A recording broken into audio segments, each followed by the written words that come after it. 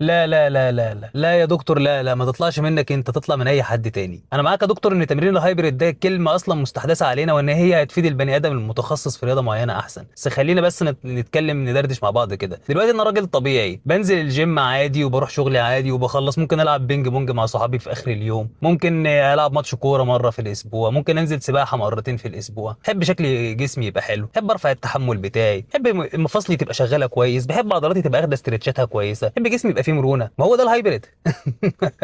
هو ده الهايبريد.